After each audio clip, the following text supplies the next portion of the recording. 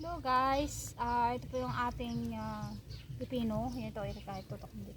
Ito, so sumayad na yung dahon sa lupa. Sabi nila, kailangan daw hindi sasayad kasi nga magkakaroon ng fungus. Yung mga insekto kasi daw. Ayan, i-ano natin, i-cut natin.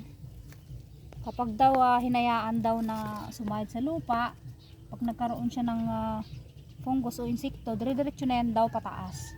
So itong gagawin natin, no, kailangan natin i-cut yung mga dahon sa baba o kahit yung mga kuwan. Ayan, Ipitin mo ang puno.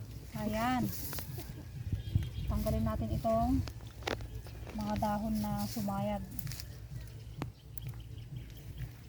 Ayan, may kailangan tayo ng spray ng Magnum pang insekto. Ayan o, insekto, meron na namang insekto. So ito guys, ayan, putulin natin, no. Tutok mo puno kay. Ayan. May ngayong bayaw ko guys. Ayan. Ito. Paano mag-ano? Kailangan natin putulin yan. Ayan. Buti na lang hindi naman siya napiktuhan ng bagyong Christine. Bagyong Leon. At saka bagyong Leon. Ayan.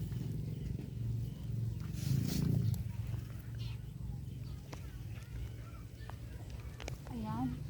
Ito, kailangan natin putulin to. Ayan, kailangan natin putulin. Kita nyo yan guys. Ayan daw, pag once daw na hinayaan mo daw to, kinakain ng uod o mga insekto. Aakit na yan daw, pataas daw yan. So kailangan natin putulin. Ayan. Ito pa. Ayan.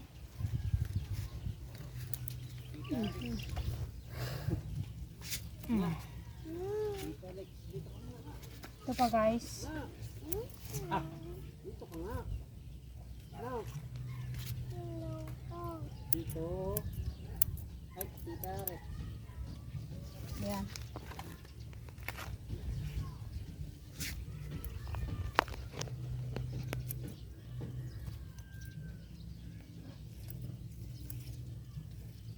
Dito.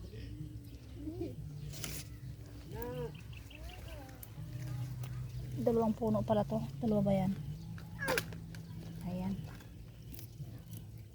Ayan siya, meron na siya mga fungus. So hindi tatanong muna natin kung talagang kung kailan isprayan ulit, dahil kaya spray ko lang yan. Ayan siya guys, marami pa guys, pero mamaya na yung iba.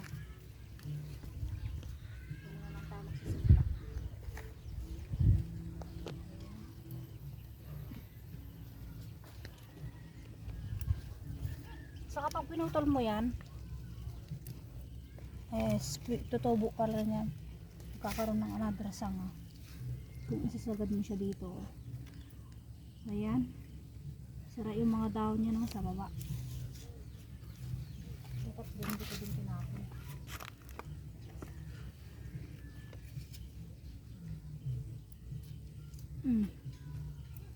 Ayan. Ito pa yung ating ibang pananim. Ayan guys, yung ibang ating pananim dito. Ayan, meron pa siyang nakasahit dito, pero mamaya na lang natin ayusin. Ito siya yung mas pinakamataas na ano natin.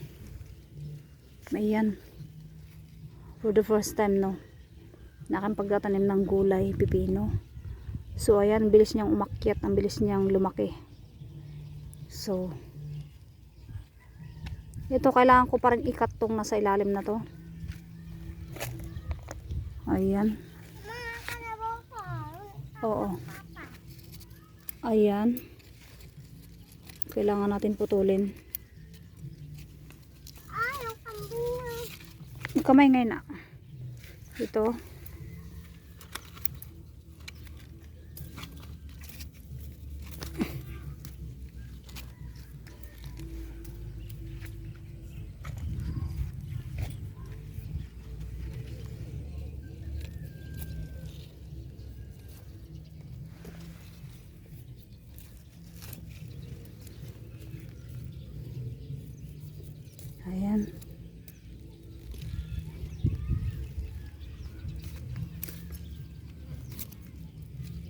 Pati itong damo na yan, tanggalin.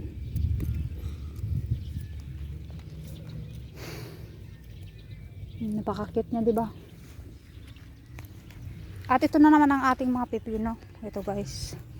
Pipino, pichay. Ayan. Ito pa. Ayan, binungkal ko yan kanina. So, ang pichay natin. Tapos ito yung ating okra. Marami pa tayo doon, okra. Sa kabila, nakatanim na siya. Okra at kalabasa. Ayan guys. Putulin natin yung puno. Ito, yan.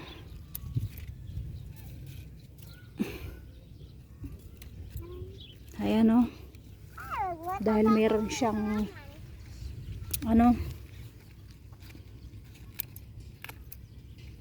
fungus. Yung iba okay naman, kaya lang nakasahid kasi sa lupa, kailangan talang tanggalin. Pagmumulan daw ng insekto paakyat, no? Ayan, makikita nyo yan sa ating hanggang huling vlog pag siya namunga na.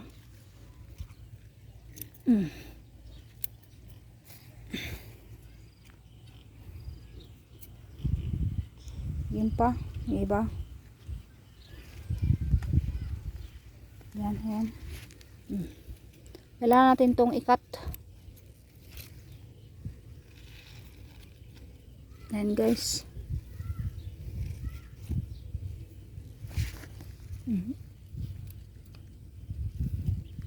Naway maging magandang panahon at wala nang bagyo.